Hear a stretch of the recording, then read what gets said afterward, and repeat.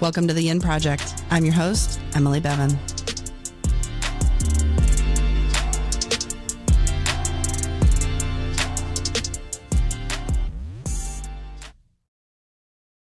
Hi, Lucy.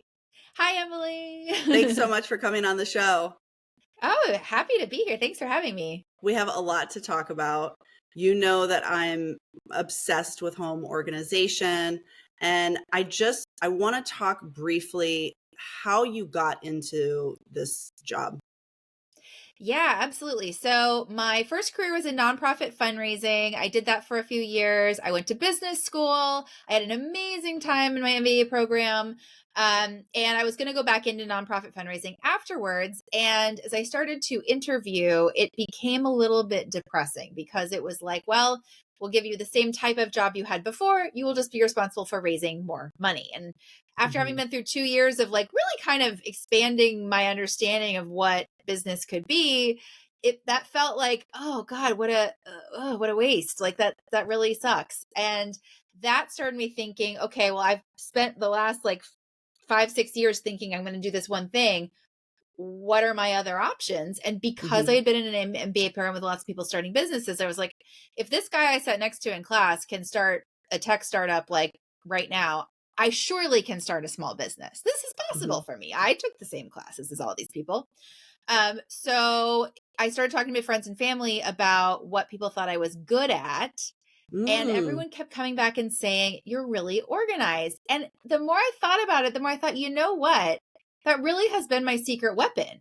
Because, I'm a smart person, but I'm not like the smartest person in the room. But because I'm organized and I have this like nice organized space to come back to, like even in my early 20s, my apartment was always pretty organized. It made it so much easier for me to keep up with everything else I was trying to do. And I thought about a lot of the classmates that I had and friends that I had at that time. And, kind of messy student apartments. And I thought, imagine what people could be capable of if their spaces supported them. So were you a neat child as well? I was. Yeah. I've always been neat. My dad taught me how. And I will say, I used to think it was sort of an ingrained thing because I was neat and my sister wasn't. But now she is also neat.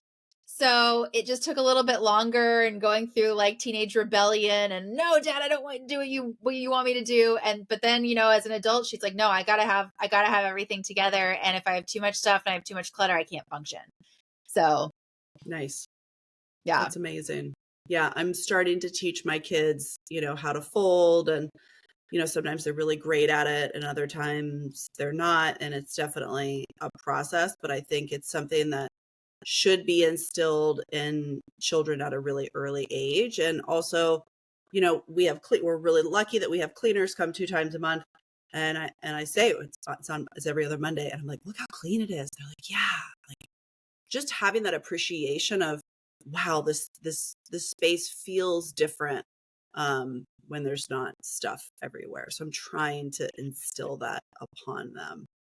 That's awesome. That's going to lead to great success. I see a lot of people who did not do that and then now have teenagers, and it's a real struggle. So kudos to you. That's the right idea for sure. Because the parents did everything for them? Either they did everything for them, or a nanny or a housekeeper did everything for them, or, they kind of like, or just nobody did anything. Honestly, you see a lot of times where people are just so busy, the adults aren't organizing and the kids aren't organizing. And it's just like kind of chaotic, and you just kind of muddle through every day as best you can. And I think they kind of give up. They kind of give up. Yeah, it's like, and a lot of it is like they never tried to begin with. Like I see a lot of people who just never learned how to organize a home. And so they don't know that it's possible to not live in this sort of semi-chaos. I think if you grew up in a home that was pretty organized and you see what a lot of people live in, it blows your mind that it's possible to live like that. But then for people who grew up without sort of organization, they're like, well, this is how life is. I don't know that it can be any different. So a lot of my work in a way is like helping people understand what's possible and that it's possible for them, not just in a pretty picture on Instagram. So that is a perfect segue, because like real estate agents, like interior design, we're kind of having this moment. Home organizers, probably with Marie Kondo, everyone was open up to this whole world of home organization and, things that spark joy, the minimalist movement.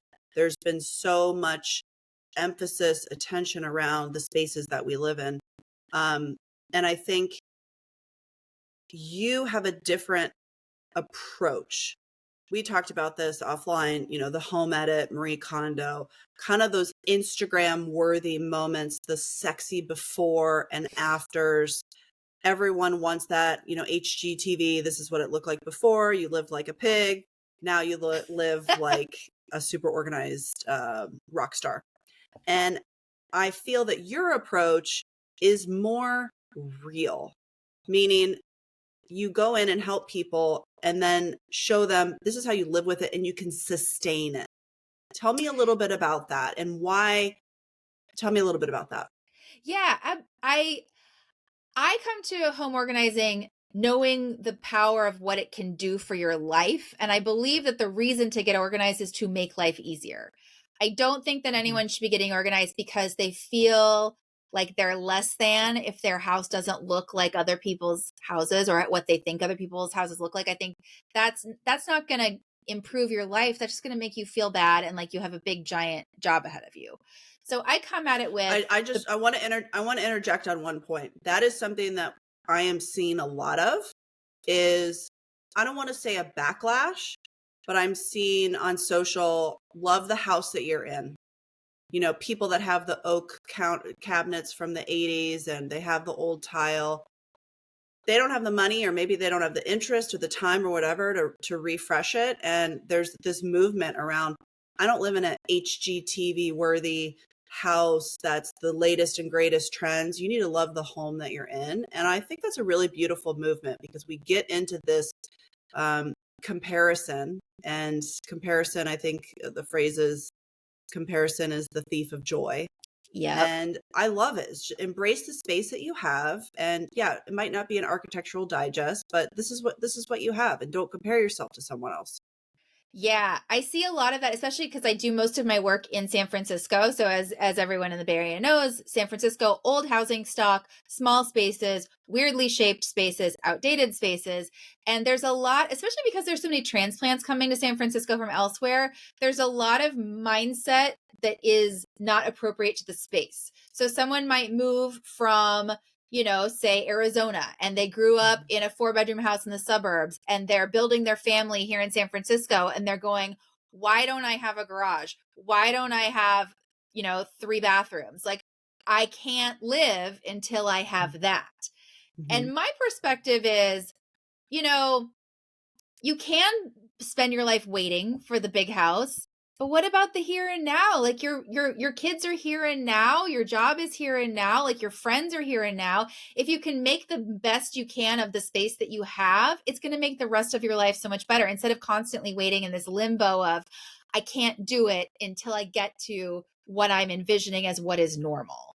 Because there is no normal. That's the thing I've learned, Right. is like, there is no normal. Nobody lives exactly the same, and we have to find what works for us, and not, as you say, compare ourselves to everybody Right. else. Right.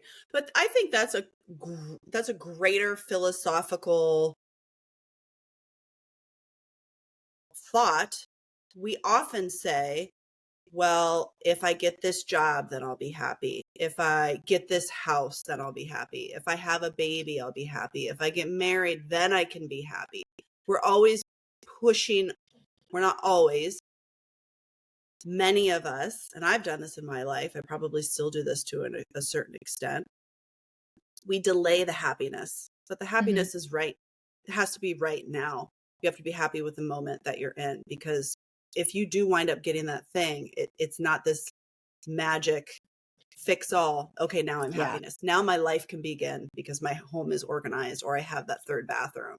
And I see this in my job all the time, especially parents with young children. They think, oh, I have kids, I have to have all the space, and they each have to have their own bedroom. The reality is kids want to be with you. And I know so many families, including my own, that are co-sleeping, and the kids don't even wind up using their bedrooms until they're teenagers. So there's this idea that a child should have its own space and they each should have their own bedroom and bathroom. But I got to tell you, I don't think that's necessarily the reality. And I think I went from 3 bedroom, 1 bath to 4 bedroom and 4.5 bath. And guess what? Everybody winds up using the same toilet. So you have this idea, and the reality is often sometimes different. Yeah, I see that a lot in my work with people, really, because we all want the best for our families, right? That's what we're trying to do, Right. and give them what we never had, and make their lives better, and that can get a little astray when it comes to accumulating stuff, because I see a lot of Right. like very large amounts of toys, very large amounts of clothes, that no child can wear each outfit more than once, or even once. Sometimes there's a lot of blowing through sizes with tags still on that I see. And no child Mm-hmm. can Mm-hmm. choose among all of these toys. And parents will come to me and they'll be so frustrated. They'll say, like, we have all these toys, they never play with them. Like, why aren't they playing with and putting away their toys? And I have to say, they're human just like we are. They have too many options, right? It's the paradox of choice. If you have too many options, you don't want any of them. And frankly, So let's talk about yeah, that more. yeah, absolutely. I mean, if you've ever had a Let's kid play in like let's go ahead. oh, it's okay. If you've ever had a kid play with Amazon boxes while they have a playroom full of toys right over here, like, Oh, yeah. right? Yeah. Like, Yeah. they don't Yeah. need all of the latest and greatest, but also people don't want to feel like they're depriving their children. So it's this balance that you have to Mm-hmm. find, but especially when families are in a position where they have more money than time, it's easier to buy things Mm-hmm. than it is to set aside the time Mm-hmm. to spend together. And it can feel like one is a substitute for the other. But if you're substituting the money more often, you end up with a lot of stuff, and then your problems compound. Yeah. You're striking a lot of nerves on my end for sure. And there's a couple thoughts.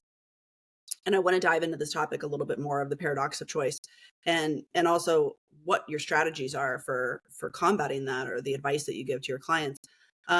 So I find it really difficult when Christmas rolls around, when birthdays roll around, and there's just gifts that just come. I really try and control what comes in and out of the house, and things they just materialize like dust bunnies. You don't know where the dust bunnies come from. They're just like pop up, and you're like, where did this toy come from? Where did that come from? And as someone that is like uber mindful of that, I still have too much stuff in the house. And the second point is, everyone has their love language. And for many people, it's gifts. It's gift giving. And we have that in our family where, a family member comes over and there's a new gift. There's several new gifts, or things with lots of pieces. That's kind of where I lose my mind, because I can't. The biggest mistake I've ever made in parenting is I bought like 300 marbles. I needed one marble for a game, and they only sold 300 marbles. Biggest mistake I've ever made. Like, literally, there's a marble in the kitchen, right? They just are like everywhere. It's unbelievable. Marbles and tiny Legos to multiply. Yeah, I have both of those. I have both of those. So that like struck a lot of nerves for me. So what would you tell me? Like, what do you tell your clients that are wanting to? We can't shut down the holidays. We can't. What can we do? What can we do? Yeah, I would say what I try to tell families is, let's normalize both the coming in and the going out. So let's normalize decluttering as part of life. A lot of kids will not want to let go of anything. That's very developmentally appropriate, by the way. That's, we all were like that as children. And the way to work through it is to normalize it. So like every couple of months, all right, we're going to look at the playroom. What are you guys playing with a lot? What are you playing with less? Like, okay, given that, do you think that maybe we can let go of the things that you play with less? They can go to another child to enjoy, and we can focus on the things we like playing with more. I do see a lot of parents like come to organizing with like a lot of determination and like, now we are going to organize the whole house at once. And that's hard for kids because that's a big change in their routine, right? Like they're not used to this. This is not part of their normal routine. So to approach it as a gradual thing that becomes a habit rather than like, now we are getting rid of everything, because that's, it's tempting, right? Because that's going to feel better and it'll sort of lift the weight. But at the same time, like you want this to be an ongoing sustainable thing. Like, so every couple of months, maybe it's before somebody's birthday, maybe it's before Christmas or Hanukkah or whatever other, or maybe it's before Diwali, depending on your culture. Like everybody goes, okay, we know that a gift giving occasion is coming up. So we are not going to be in need of toys. We know more is coming. So let's clear out space for what we know is coming and make that part of the regular routine so it's not traumatic. Because I think a lot of parents worry about, like, I don't want to traumatize my kids. I don't want to take away things from them. And I think that's I'm not worried about that. I think it's fair, right? We don't want to like make this a sad, difficult process. We want to make this a process of like out with the old, in with the new, and make that rhythm more regular so that it's comfortable, and that puts kids in a place where like going forward in life, now they're comfortable with that process as well, so that they don't end up as adults with homes full of stuff that they don't know what to do with. It's sort of a pass on the habit routine. Yeah.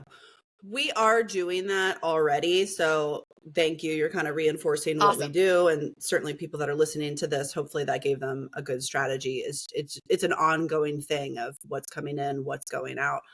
I think we're really lucky in San Francisco area, and there's lots of Facebook groups. There's these buy nothing groups. Yes, and love those. There are people that you put something on and it is gone like that. And your heart feels good because you know it's going to someone that really wants it and needs it. I put things on there. I've also got things. It's fantastic. I'm all about recycling among the community. And we're really lucky. We have cousins. So a lot of times I'll say, is this ready? Are you ready to give this to your cousin? And sometimes the answer is yes. For instance, my daughter wrapped up her Mickey Mouse stuffed animal and gave it to her cousin for her birthday because she said she was ready to pass it on. And I thought that was so beautiful. That's awesome. So knowing kind of where it's going, and that's what I say. I say, another child is going to be able to play with this toy. So I think that's really nice, and that's really, really beautiful. The clothes are difficult, I will say. And we always have a bag of clothes that's going to the cousin, and that's especially when they're little. They're just growing. You got new stuff. The next size is coming in. You got the old size going out, and then if you have multiple kids, like that part is just challenging.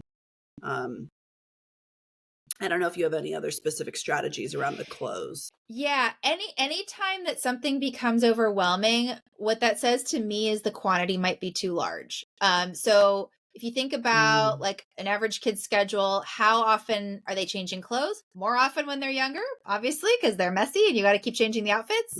Less often when they're older. So how often are they changing clothes? How often is laundry happening in the home? And that kind of gives you an idea of how many pieces they truly need. And especially for like little ones, they're so little and cute, and everybody wants to buy them a cute outfit, and you end up with like way more clothes than you need. And I encourage families to think a little more carefully about what quantity is, right? Because it's so much easier to swap out sizes. If it's like, I got 10 shirts and 10 pants and a couple of jackets, swap. Like that's easy. Going through like lots of drawers and lots of hangers in the closet every time we switch sizes, that becomes overwhelming. So looking at what quantity is appropriate, and there is such a thing as too much, which I think is sort of a thing that we don't really consider sometimes when it comes to the fun things in life, like clothes. Like, yeah, there's such a thing as too much, even for kids. Yeah, that's a good point. Let's talk a little bit about we talked about this a little bit just in terms of grown-ups closets and the paradox of choice. I think I told you previously, I wish I could just wear a wardrobe, like a school uniform every day, because I have an appreciation for fashion. I find, to be honest with you, being in the Bay Area is a little difficult for fashion because it's cold pretty much a lot. I'm in Sonoma now, so it's a little bit warmer, but it's hard to come up with an outfit and then kind of stick with that outfit for the day. There's always the constant layers, and you're too hot, you're too cold. And so, in the morning, I'm always like, what am I going to wear today? And I have to put this mental effort around that. And then I think you just wind up wearing the same things, and you kind of forget about what's in the rest of your closet. Is that something that you're hearing from other people? Yes, absolutely. The paradox of I have this entire wardrobe and nothing to wear. When I go through closets with my clients, and I love working closets, they're so much fun because I also have an appreciation for fashion, my current fleece notwithstanding. And I think that's like you're wearing like the uniform of San Francisco. You're good. I am who I am, right? This is where I live. But yeah, when you look at each piece individually, I find that most people hone in really quickly on what they actually love. And often it's not what they're wearing.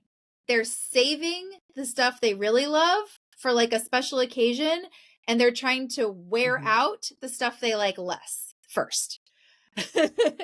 That can happen. So I really encourage people to narrow things down and like only have in the wardrobe things that you put on and you immediately go like, yeah, this is me. I feel good. And that can be tough when you potentially have changed life routine recently, or you've changed size recently, or you are going to change size. Like maybe you were pregnant and now you're not, and your size is in flux. Like there's lots of challenges, but when you distill down to, does this piece of clothing make me feel like the best version of myself when I put it on? If no, toss. That can really help just narrow down the quantity, because we keep a lot of noise in our wardrobes. Like, oh, this is useful. I can just throw this on if I'm like running to the store, or like, oh, I wear this when I don't really care what I look like. My opinion is life is too short.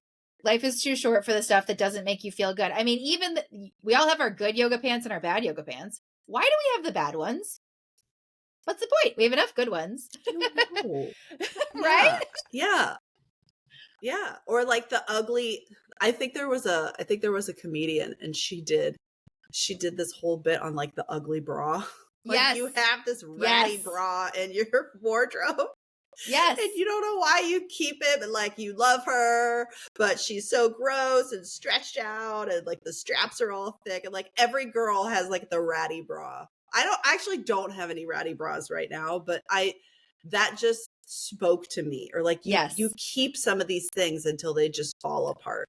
Yeah. I don't know why. I don't know why. It's a really interesting thing, and there's a lot tied up in it, but sometimes the way I talk to my clients about it is like, I'm like, you are worthy of feeling awesome no matter what occasion you're dressed for.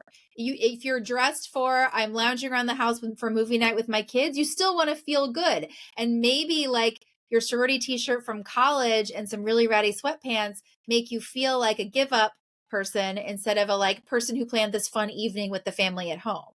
So like applying the same level of suspicion to the out of the house clothes as the in of the house clothes can be a really big shift for people, because, like pajamas. So nobody sees your pajamas except your spouse and your kids. Like, but still, like, how do I feel in these pajamas? Am I waltzing around being like, I'm the chic mom in her pajamas?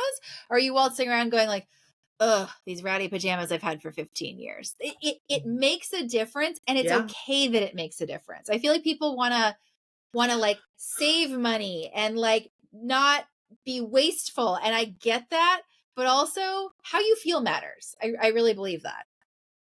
Yeah. So let me ask you this.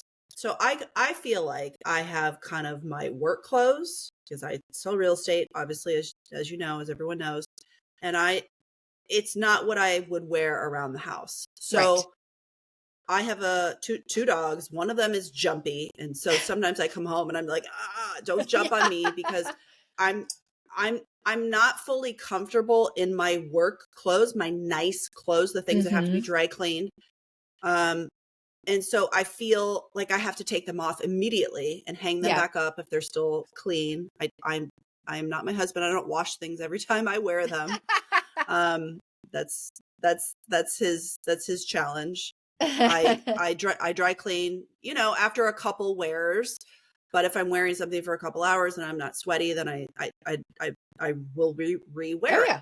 Yeah. So I do have this different wardrobe of, you know, my nice stuff that I'm wearing out and then the stuff at home. And I do default to like, you know, kind of the ratty t-shirt because because the dogs and the kids and like, I don't want them to mess anything up. Yeah. Yeah. I think Do that's you hear totally that? fair. And for you, for a situation like that, I would say, great. It's totally fine to have two different categories of wardrobe. Just make sure that the category that you wear at home, you still also feel like yourself and like the best version of yourself in that. So Mhm. what does that mean? Like maybe a little refresh on the yoga pants, maybe like a cute Mhm. sweatshirt instead of the old ratty one. Um, it's Mhm. I with women and especially with moms, I see a lot of like, I will spend on the kids, I will spend on the house, I will not spend on myself. Um, and Mhm. where budget allows, I want to give people permission to own and wear the things that make them feel good rather than trying to skimp on Mhm. myself so that everybody else gets more. And you don't need I that love that. many items I when love you that. in each category when you have two categories. So like you can have a capsule wardrobe for work, you know, a couple of bottoms, a couple of tops, a Mhm. dress, a blazer, rotate like crazy. Great. And for home, you can have like a couple of pairs of yoga pants, a couple of sweatshirts, you know, like a couple of tanks, mix and match. If they're all high quality and you love them and you love how they fit, that will totally work. And then you can have a little bit of room in the middle for like the jeans and sweater type situation. So it's totally fine to have the different categories. It's just reframing what the content of those categories is and how many pieces you truly need within each category. What do you think about the statement dress? The Because statement I dress. love a good statement dress. Mm-hmm. Yeah, like that dress where you I have a couple pieces and sometimes I feel like, oh well, I can't wear that again because everyone's already seen that. Do you know what I mean? Yeah, I know Is that just exactly in what my you mean. head? What is that?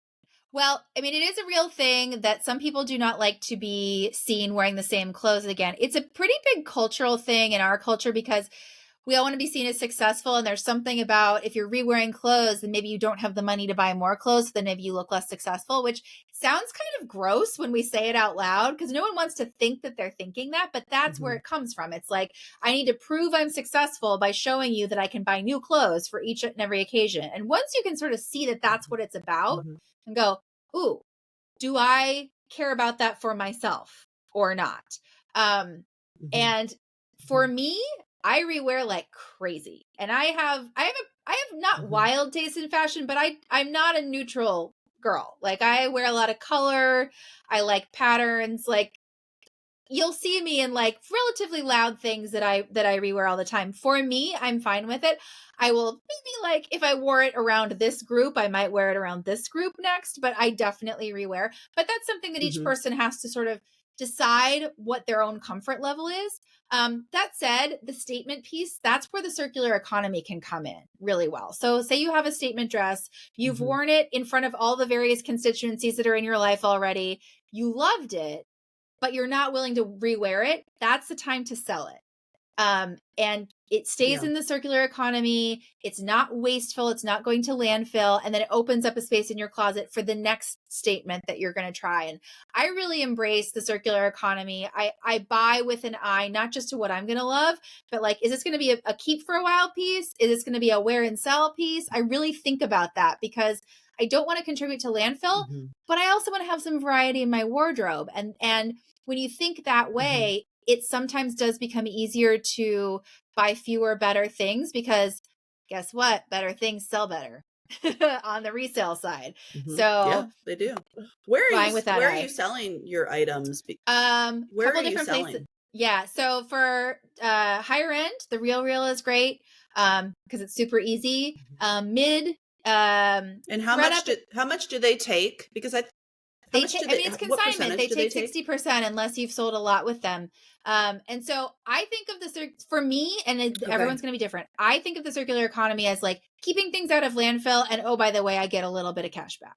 I'm not thinking of it as like a Mhm. budgeting mechanism. If you're thinking of it as a budgeting mechanism, you're going to be willing to put more time and effort into getting a higher sale price, which you can very easily do on Mhm. eBay, Poshmark, Mercari. I've done Poshmark. You can actually make quite a bit on Mhm. Poshmark. It takes more of your time. And when it comes to Right. everything You have to organizing, it's a mail it trade-off. and take photos of You have to it. take the Yeah. photos and Yeah. do the For some descriptions and reason, I thought, respond to all the comments. Yeah. right. For some reason, I thought that Real Real was 40%, I think it depends on how but I much you guess I sell with think I'm them. wrong. I think it depends on how much you Got sell it. with them. And I know like Chris, if Chris is still around in San Francisco, it's the consignment shop that was on. It was on Was that the one Polk, on Polk Street? but I think she moved. Yeah, I think she Um, moves. the I can't the remember one where that I she take a moved. lot of stuff to is Designer Consigner on Sacramento in Laurel Heights. Yeah, That's a good yeah, one as well. yeah, And they're great yeah, there. And every time I walk in, they're like, "Oh, hello again," because I go there for myself. I go there for clients.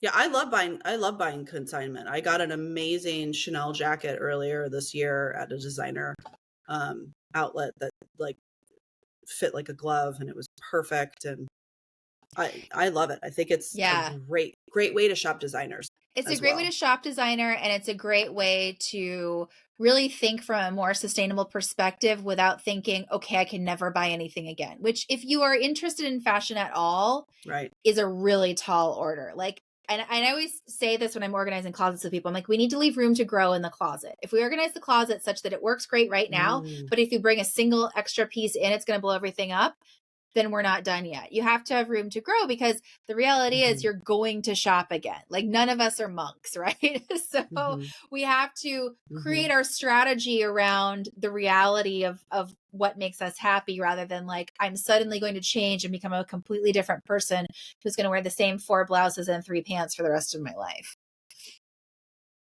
Right. Right. Let's talk a little bit about the fact that we are both kind of psychologists without any real Uh-huh. credentials other than, Uh-huh. working in the real world with clients. Let's talk about the psychology of what you do. When people come to you, where are they coming from in that psychological state? Like, what are you having to talk them through and really get to kind of the core of? And maybe they come to you with just the superficial, I want to get organized, but I know you're drilling it down. And what is that core essence of what they're trying to accomplish? I think for most people that come to me, it is a recognition of the fact that something has gotten out of control and they don't know how to get it back in control. So they Mm, have been trying and trying to do things the way they know how to do them, and it is not working. And it's gotten to a point where it is so difficult to try to sort of go through this space and use it on the daily that they're willing to accept help. And on a related note, the number one thing that I tell people when they're thinking about hiring an organizer, when I'm doing a consultation, the one thing that will predict whether or not I'm able to be successful for a client is if they are willing to change how they do things. And that may sound kind of mhm, obvious, but people really cling to what they know. We all do. This is a part of how our brains work. We are wired to resist change. And so when I talk about change, I talk about like, we're going to talk about you doing things differently on a daily basis. We're going to talk about using spaces in a different way than you currently are. And it's going to be a little bit uncomfortable, but that's why you came to me. You came to me because what you're doing isn't working and doing it harder is not getting you where you want to be. So you have to make this change. And so people are coming to me in a place that is very vulnerable, in a place that is uncomfortable and frustrated. And I always say, like, it's going to be work and we're going to have to change. But when we get to the end of this process, you're going to feel so much better. Is there a common thread of, is this the whole house? Is this one room? Is this one area? Is there kind of the most popular complaint or need that you see? Often it will be as a result of something that happened. So Did someone recently move in with a significant other? Did someone recently have a baby? Did someone's parent move in? Did someone go through a difficult health issue recently? Something that upset the previous equilibrium and the previous strategies were not enough to handle this change. And it can be years after the change happened. I mean, I will get a lot of clients who they'll come to me and maybe they moved 3 years ago. Moving is a big one. And you see a lot of moving in your work. Maybe they moved 3 years ago and there's still a room with boxes that are not unpacked. And they finally go, you know what? I thought I was going to be able to get through this and do it. I just couldn't. I need help. So it's usually something that happened, but the common places that we organize in a home are the places that people just frequently use. And so when they're out of whack, it really affects your life. So kitchens, home offices, closets, bathrooms. I love organizing a bathroom. It's kind of a random one. Garages, especially if you're in and out that garage all the time. Kids' rooms, of course. But yeah, the spaces that we use the most often. So when they're not working, we really notice. Yeah, garage is a big one because it's such an out of sight, out of mind space that it can just become this catch-all. And it is for my house too, where it's like you keep an eye, you're not watching it, and then you go out there and you're like, what explosion happened in here? Yeah. But it's also really, I guess my other question is, how many of your clients have small children?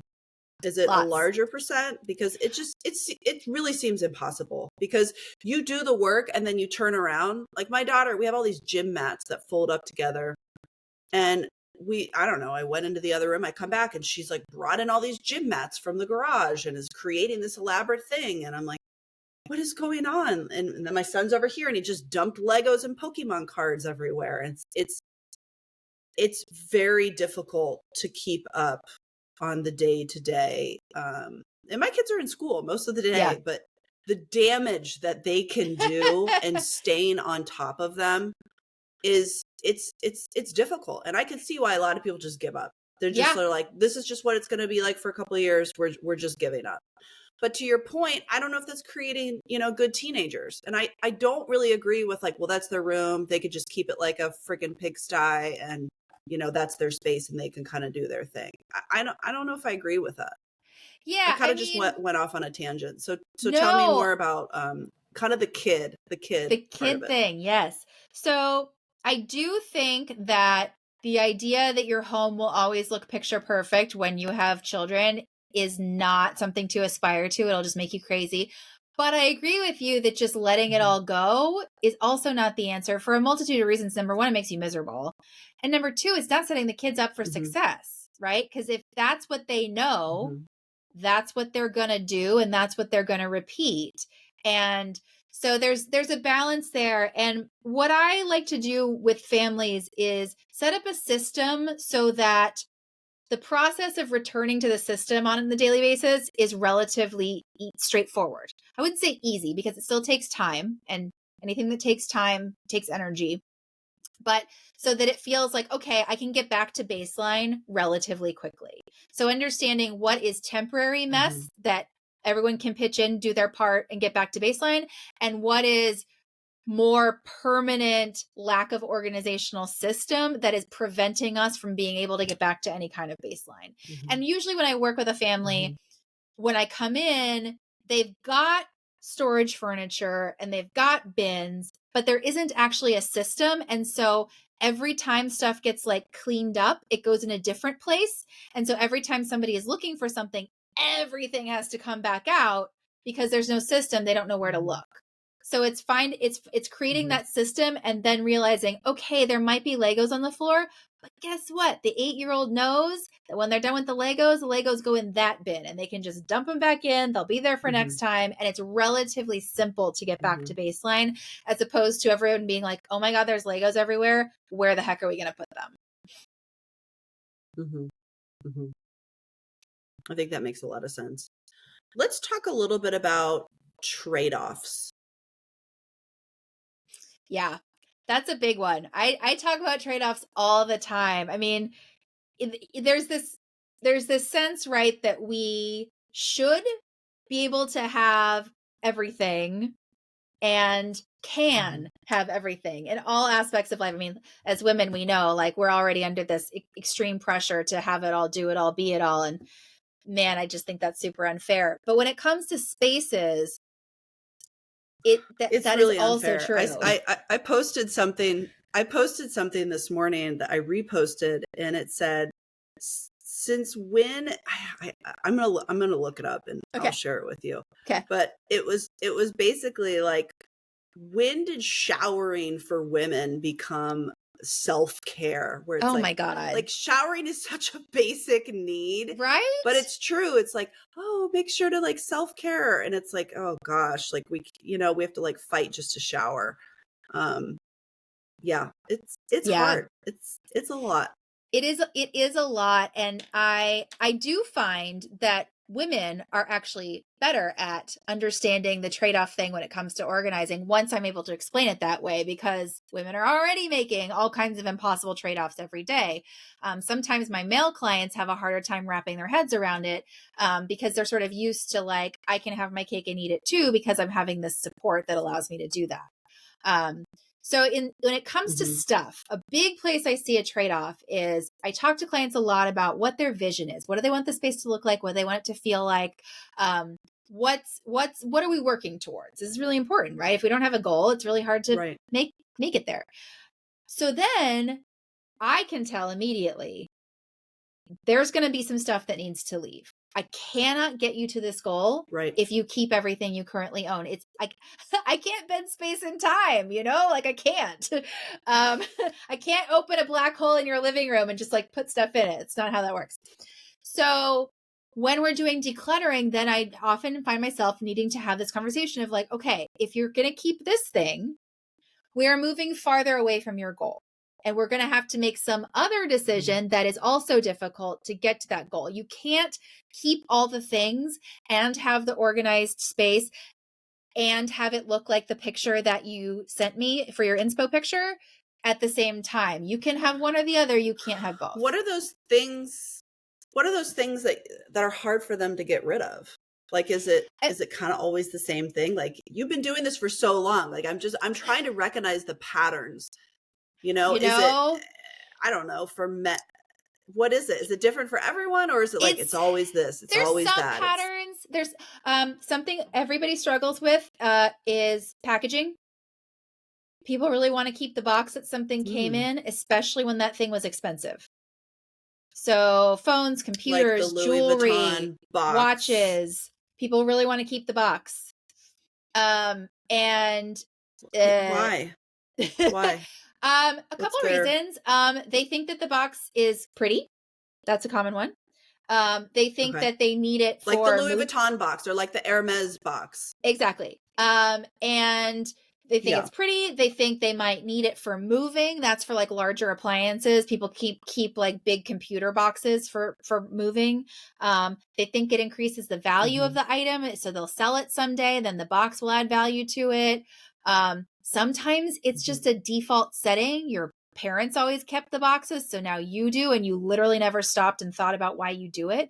This is why I end up asking so many questions, because I had to get to the root of like, why are we keeping this thing that I'm pretty sure you don't need, but I have to help you come to that conclusion yourself. So packaging is actually a really big one. But I sometimes will play a game with myself when I'm working with someone on decluttering, like trying to predict when I hold up the next thing, like, do I think they're going to want to keep this or not? I am not right all the time. I would say I have like a 60% average, which is why I never assume. I always ask the question.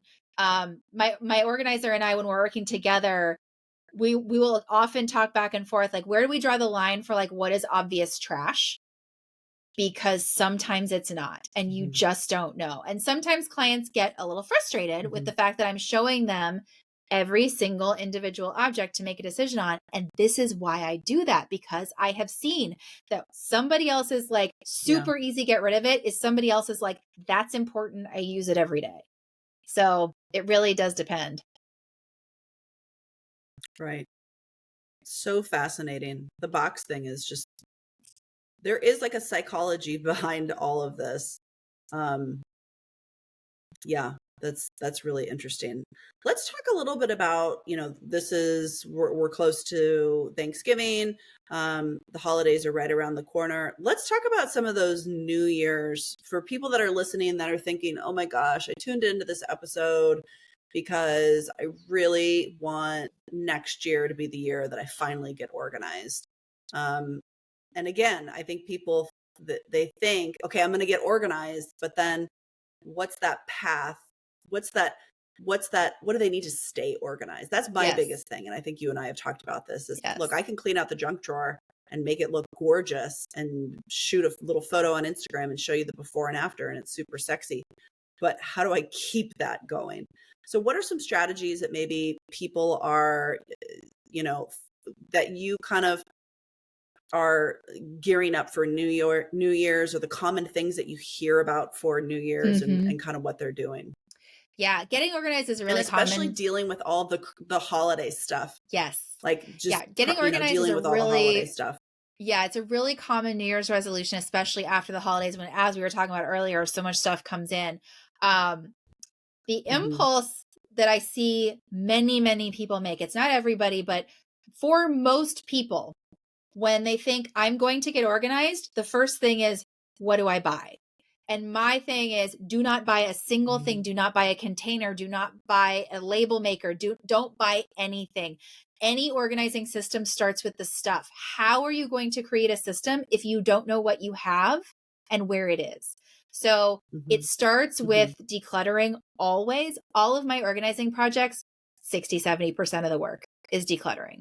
Like getting the containers and putting that together is like the work of a few hours. It's not a big deal. The real work is declutter, put the things that you use together, figure out what needs to be where. And decluttering is like, it's not sexy, it's not fun, but it is what will make a difference. And so because of that, I always say, don't buy things and don't do it all in one weekend, because that is just setting yourself up for a world of hurt. I think the buying is an easy thing to do because you just said the decluttering is the hard work. Yeah. The buying is like, it's an action, and people love to take, I love to take action. Yes. Some people like to noodle and strategize, but I'm like, look at this. I just bought all these bins. I'm going to get organized. I've taken a step. I'm have that forward momentum. But then I think a lot of people, like, those bins could just sit in the garage or the back of their car. Or they don't really they don't know how to use them per se. But I think the buying, like what else I think the buying does is it gives you that dopamine hit. It does. Yeah. It gives you, clicked on Amazon and I just bought the home edit, organizing package, blah, blah, blah, blah, blah. I just bought Marie Kondo's book. It gives you that hit too. I think that goes back to just like that consumer spending versus the decluttering will give you that hit, but it's going to take a long time. Yeah. It could potentially take you a long time. It could take you a long time to see that gratification. Yeah. And because of that, I really encourage people to document the process so that you can give yourself that dopamine hit another way. So like take a picture before, and then even if you only work on it for a couple hours, take a picture and look at the difference. You having been there the whole time, it won't look that different. If you look at the before and after, it will surprise you. And so find a way to give yourself that rush. But I would say like, it's about the decluttering, and it's also about getting real about what's possible and what you have to do on a regular basis to live organized, not just to get organized. So we talked about this a little before. The same amount of stuff has to get done in life, no matter what. Like when you eat, you generate this many dishes. So the same amount of dishes have to get done in a week regardless. You wear the same amount of clothes regularly. So the same amount of laundry has to get done regularly. These are common sources of clutter. That's why I'm bringing them up. And the only choice you have is, do I do more of it less often or less of it more often? There's no such thing as eliminating the task. And I think sometimes people think like, if I get organized, that means I will eliminate tasks. And that's not the case. Yeah. It will make it easier for you to do the tasks. Like if you have an organized laundry room, doing laundry is like way less painful, but you still have to do laundry. And if you let it pile up, it becomes a bigger job. But if you do it more often, you're doing it more often. And that feels not so great to some people. So it's being realistic about what exactly getting organized is going to do for you, and not expecting it to be this like magical cure-all that like takes every task off your plate. I do think there is something to, because I do the laundry in our house, and we've talked about this, like putting the laundry away is really difficult for me.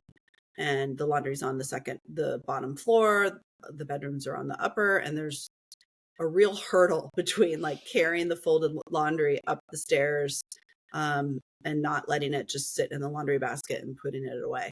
Now, I will say we just redid our closet with California Closets. It's spectacular. Oh, It's fun. amazing. It's my wildest dreams come true. And it makes putting my things away a lot more enjoyable because I got a place for everything, and like I get all the feels when I go in there. I know where everything is, and it is such a good feeling, and I'm so glad that we spent the money to do that. Where I'm going with this is there are times when I feel like if I get all the laundry done, somehow I'm never going to have to do it again. Yeah. I don't know, you know what I mean? Yeah. And then it's like a week later, it's like, how did I get here again? There's all this laundry. It's like a psychological thing.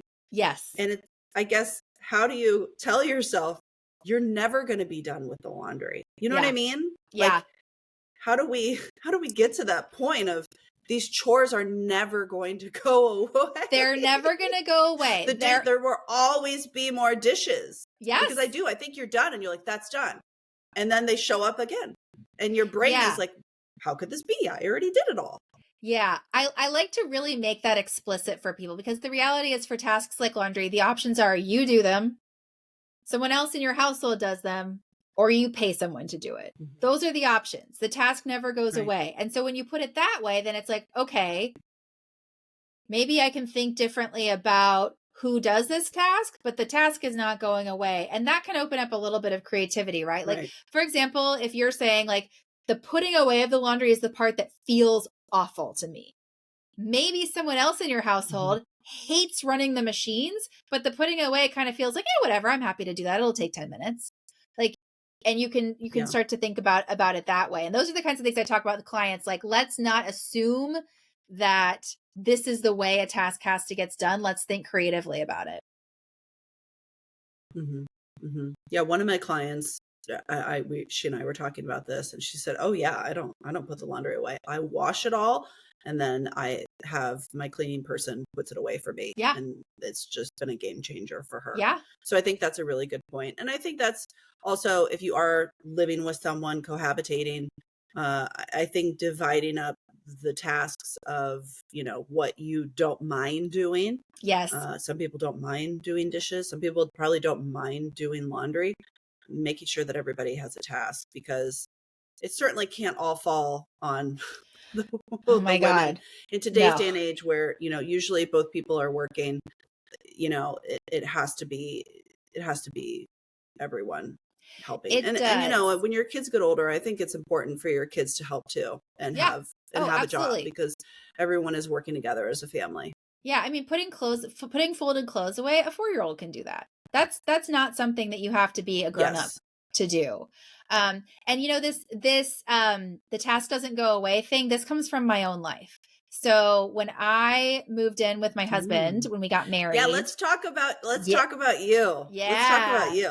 This is from my life. So I'm as I mentioned, I'm a neat person. I grew up knowing how to be organized. So I just sally forth like, this is part of life. Every day you got to clean up the stuff. And I moved in with my husband, and my husband is an absolutely delightful person. He had some health issues as a child. And so his mother was always just really worried about his health, and showed her love by just doing everything for him. So he went from that to college and roommate situations where they were all just like absolute pigsty, nobody cared, to living with me. And again, he's an absolutely wonderful Mhm. person. So once I made all of this explicit, it was a really interesting conversation because, I finally said, like, do you like living in a messy space? Like, this is driving me nuts. Do you like this? And he was like, no, I hate it. I like it when it's tidy. I was like, do you expect me to clean up after you? And he said, oh, no, absolutely not. Like, we are in an equal partnership. You should absolutely not clean up after me. I said, who exactly is going to clean up? If I'm not doing it and you're not doing it, who's going to do it? And it was a light bulb moment because truly these I'm kinds gonna of call my things, mom. truly these kinds of things, we don't make them explicit. We don't talk about them. Everyone comes from their family of origin, assuming that's how life is, and they just carry on. And so much of my work Mhm. now is like asking these dumb questions. And people sometimes look at me like, are you stupid? Why are you asking me that? But the reason I ask these very simple questions is because it can elicit a realization that, like, I've just been assuming that this is the way life is and this is what this other person thinks and this is what I should be doing or not doing. And oh my God, that's not the reality. And I have to sort of change the way I Yeah. think about this in order to get what I want. Yeah. So so what have been some other, because now I'm like so curious about you and your dynamics and everything. What have been some of the challenges that you've seen in your own house and with your husband? What's kind of, you know, maybe been something that's kind of popped up or things that have changed? I think you've been in your place for a while, but tell me a little bit Yeah. more about just kind of you, because I think it's so Yeah. fascinating. Something that I took also from my own life that I take to other people's lives is I really tell people to have as little shared storage space as possible, because a shared storage space becomes a Oh. vacuum of responsibility. So, like in our bathroom, we have his side and we have my side. There is very little Hmm. shared. We have my Hmm. closet, we have his closet. We even we don't have children. Our home has a couple of bedrooms, so we have my office and we have his office. Like, it is split. The Right. only places where we really the only place Hmm. where we really share storage is the kitchen, and even that is not as much shared because Hmm. honestly, he does most of the cooking, so he kind of gets to have it how he likes it. Hmm. Um, and when you Hmm. have explicit responsibility for a space with one person, it is really easy to see if that person is doing their share or not. If you share a storage Hmm. space, then one person can, without intention, by the way, all of this is without assuming any ill intent. Like, this is just what happens. It's Of not course. because somebody's like, I'm Right. out to get you.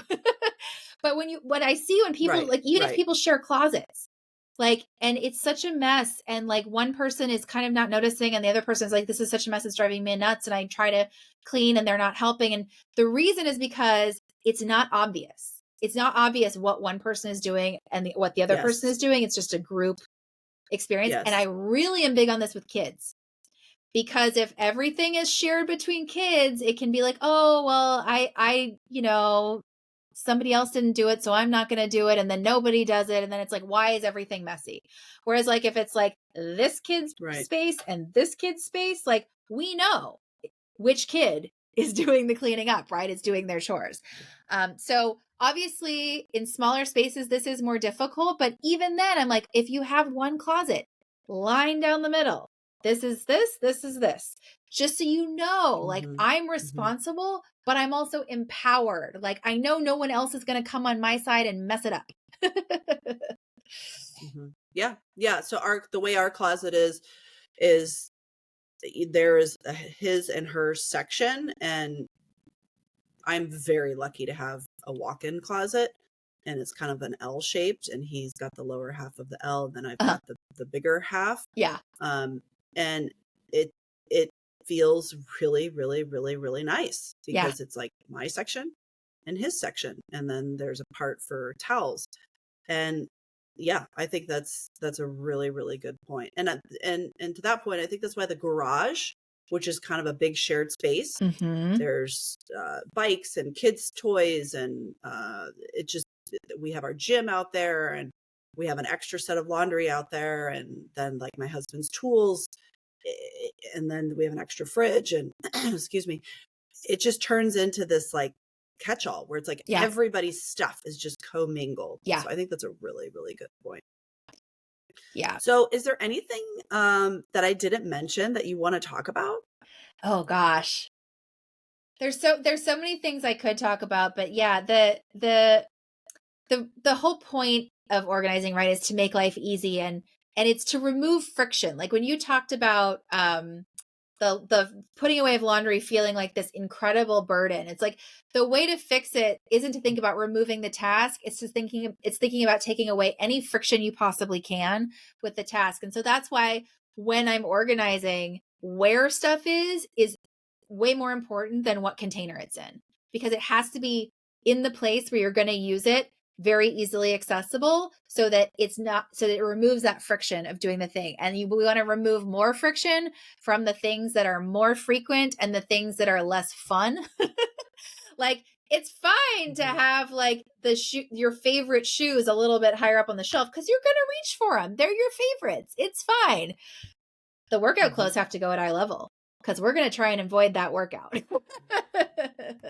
You know? Yes. I heard someone say that she sleeps in her workout clothes the next morning. So then when she wakes up, they're already on, and it's like, oh, well, I can't talk myself out of, like, that's just one extra step of Yep. going to the work. I was like, that's such a good idea. Yeah. And I know kids that sometimes they don't wear pajamas.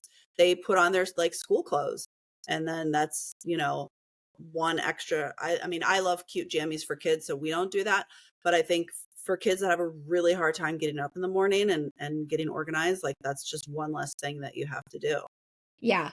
It's all about removing that friction. And because frankly, like living in an organized space is very similar to maintaining good health and fitness. It's not one big project. It's the little things you do each and every day that keep you moving in the direction that you want to move in. And like, yeah, a big reset with somebody like me is a great way to kick that off. It's kind of like, maybe you're going to work with a personal trainer for 3 months to kick off your health journey. Like it's a similar thing. It gives you a nice jump start, gets you to a nice baseline, and then you can maintain from there. But it truly is, it's a lifelong thing. And that can sound really terrible to some people. Like I definitely have had people be like, oh my God, that sounds terrible. I don't even want to try. Because we're so bad as humans at delaying gratification. That's not the way our brains work. Our brains are like, I want it now.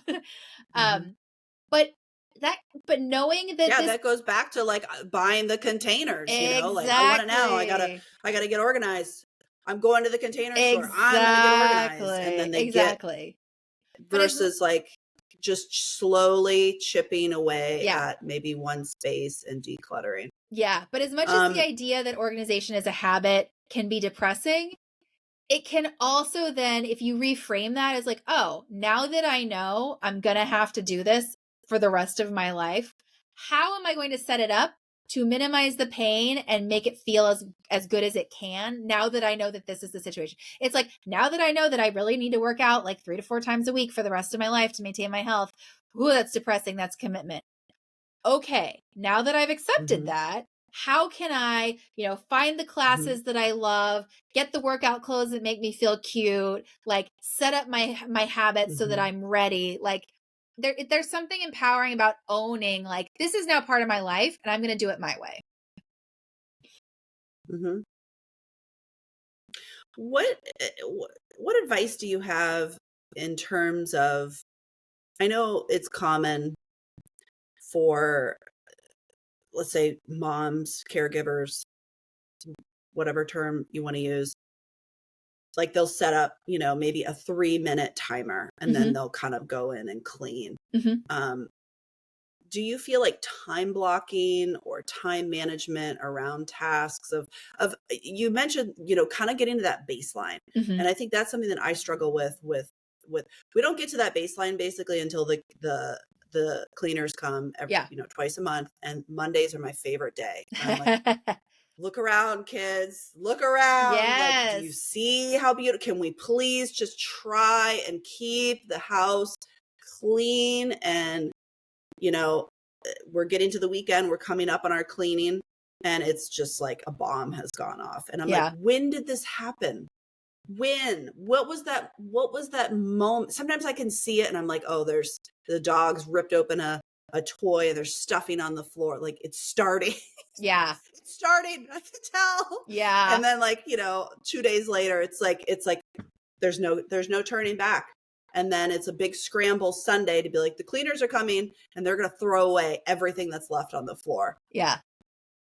I'm ranting again because there's a lot of emotion involved in this conversation. There is. But my question is like, what are those little things that we can do to kind of like, all right, let's get back to that baseline, Yeah. like let's.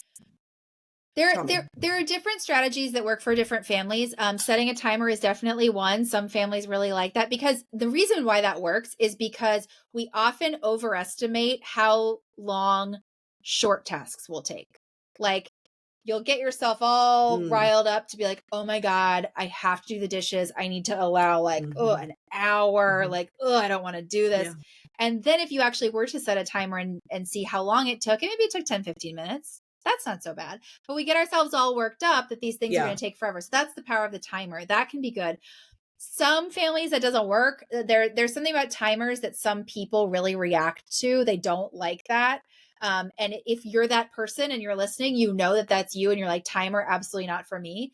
That's totally fine. Another strategy is to have like, because there's that's a pressure. It's like pressure. It feels like you're being supervised. Like some more sort of rebellious personalities don't love a timer. Something that more independent personalities tend to like is, or not like, but get on board with, is if you have like an agreed upon standard and a time of day by which that standard must be achieved. And your kids are getting to an age where this is really relevant for you. This is possible.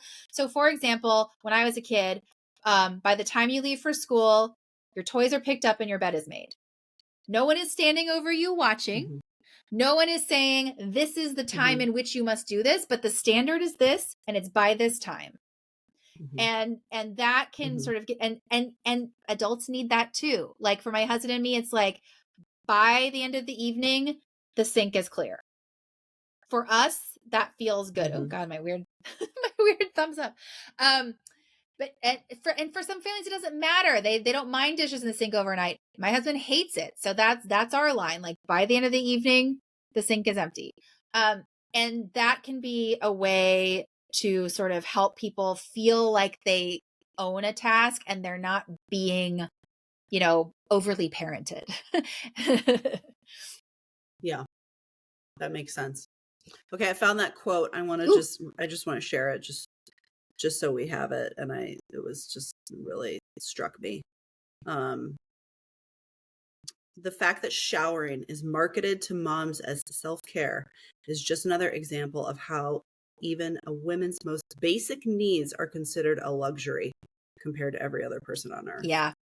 And this is a whole other conversation that I hope we can have sometime, but nothing has made me more feminist than working as a professional organizer. The reality of mental. Let's close on that. Tell me about that a little bit. The reality of the mental load is very visible in the private moments that only I and people like me see. You can read about it and go, are you sure? Like all the guys I know are pretty good guys and they're helping and they're doing their part. When you're in the home and you're watching it happen in real time, I am telling you, women are carrying the mental load. And I am not saying that men are terrible. I mean, the families I work for are pretty great people. The guys are nice. They're good. They have great intentions. But this invisible labor is still being done by women. And it shocked me at first how extreme the difference is. And most of the families that I work for, both parents work. So I'm not talking about like a division of labor thing. I'm talking about both parents are working full-time jobs. The woman has the mental load without exception. Can you give me an example? I have an idea of that mental load because I feel like I am carrying it. But can you give us an example for everyone that's watching and listening? Yeah, absolutely. So this is very specific. I'm thinking of this family. I was working on organizing their garage. A couple, both had full-time jobs, work from home, 2 little kids and a nanny. And they had recently moved, which is why all the stuff ended up in the garage. And so we were decluttering and trying to organize. And Sometimes the husband was available and sometimes the wife was available. And that's kind of the way it goes. I'll talk to whoever. Theoretically, everything in this Hmm. garage is shared stuff, right? Like whoever I talk to Right. should be able to give me information about this. Every time it was something that was not his personal possession, the husband would say, "Oh, you're going to need to talk to my wife about that." Hmm. Everything related to kids, everything related to home, everything related to travel. He'd be like, "Oh, you're going to need to ask Hmm. my wife about that." If I talked to her, she was very comfortable making the decision. She only needed to ask him about backup on a couple of things where she was like, "Actually, this was his. I think we should talk to him." And that may not sound so bad, but remember, like, this is time that she is taking to mentally catalog everything they own and make decisions about it that he does not have to do. And neither of them are really aware of this. It just kind of happens. Hmm. Yeah. Do you think that part of it is just the way that women and men's brains work? I don't. Because men are very Okay. good at categorizing and keeping track of the things that are important to them. It's just that women are Mm. socialized to think that more things are their job and important to them. And so Mhm. it's been my experience that when you, again, this is why I ask a lot of stupid questions. I make a lot of things that are not obvious. So sometimes I will point things out and like, it looks like this is happening. Is this what's really happening? And people will go, "Oh, Mhm. I guess that is what's happening. That's not what I want to be happening. How do Mhm. we change it?" And I think Mhm. that's the attitude that you have to go at this stuff with, not like, you're not doing your part or you never tell me what you need done. It's more like together we need to make the implicit explicit. And once we do that, we can figure out how to divide it. There's this really amazing program that I Mhm. think you and your listeners may want to dive into. It's called the Fair Play Method. And it's a method for dividing Mm. household tasks using a very active, like, guided program without blaming either party for any of these dynamics. And there is at least one professional organizer that I know of who is Fair Play certified to sort of facilitate this. Um, I think it's a really cool program. It's a really great idea. I definitely recommend people look into it because there can be so much resentment and stuff built up with this. And like, I'm a feminist, but I don't hate Yes. men, Like everyone's just trying their best.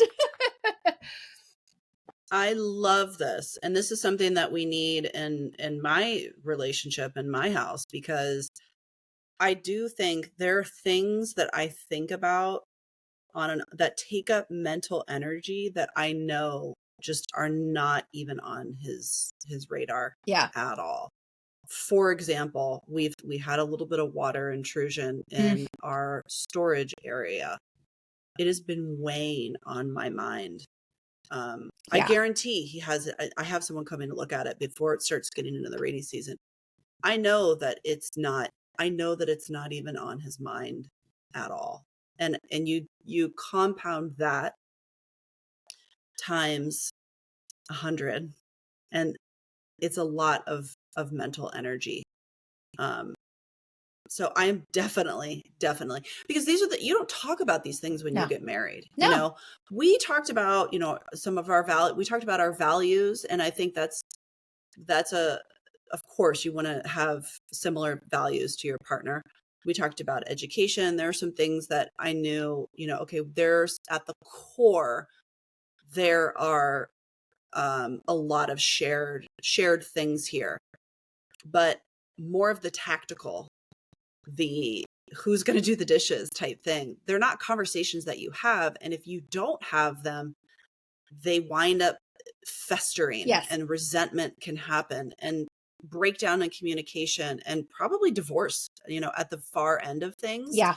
because then other things can happen. But, running a house is like running a little small business, and you kind of got to figure out who's going to do what, and like make sure everyone is on board. So I think it's tremendously important. I'm really, really glad that you brought that up. Yeah. It's one of those things that, I I wouldn't believe it that it's as bad as it is if I hadn't seen it myself in so many homes. And so Hmm. my message then is like, if you're feeling like this and you're a woman, you are not alone and you have not done it wrong. You just need some help to Right. to sort of facilitate these conversations that have gone unsaid for so long. Right. Right. Well, I think this is a great place to end. We have to end somewhere. I know. And I think we should definitely do a part two. Yes, let's do it. Talk about kind of what we were just talking about a little bit more. So thank you so much for coming. I'm going to link, obviously, your website, how people can work with you. Let's just talk briefly. I know you do Sonoma. Just remind me the radius of families that you serve. Obviously, San Francisco. And then is it like an hour kind of each direction? That's exactly it. Yeah. I'm based in San Francisco. Most of my clients are here, but I will go up to an hour free of charge. I'm absolutely willing to talk to people about travel fees as well. It's just sort of a case by case basis. But yeah. And if for anybody who has maybe a second home or lives part-time somewhere else, I also work where my family is. So Santa Barbara and Ventura, and then also Lake Tahoe. Amazing. Amazing. And are you doing anything remote? I think that you were doing some remote things during the pandemic, or is that offering kind of gone away now? I do offer it to this day. Most people really want me in person, which is totally fair. Yeah. But I love working virtually, and it actually really works. Like, I had some really good success with some of my virtual clients during the pandemic. So if someone's feeling like having somebody up in your space for a few hours at a time sounds like way too much, but you still feel like you want some help, the virtual can be a really good solution. Awesome. Thanks, Lucy.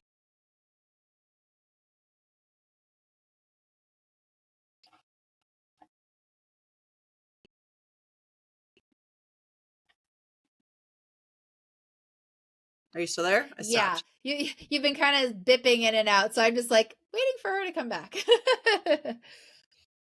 Yeah.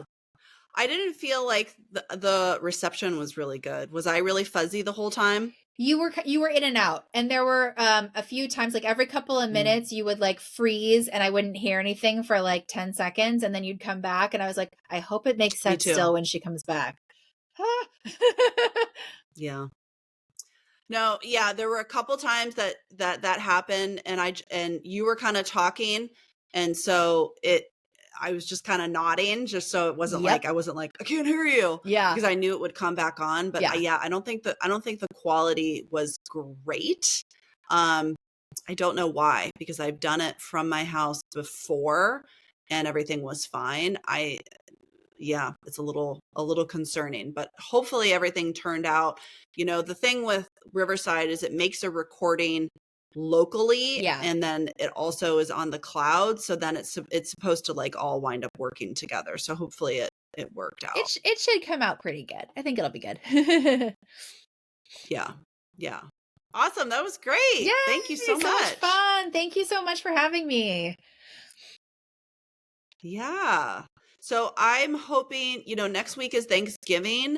I'm hoping that I can get it all edited, get the assets ready to go. And then maybe we, probably like launch it after Thanksgiving. Sure. You know what I mean? Yeah, that works for me. But hopefully I'll get it all ready to go, and I'll send you the links. And then we can go from there. Sounds great to me. Thank you so much. Thanks, Emily. Bye. Thank you. Happy Thanksgiving. Bye. Thank you for joining me today. For more info, you can always find us at yin-project.com. Make it a great day.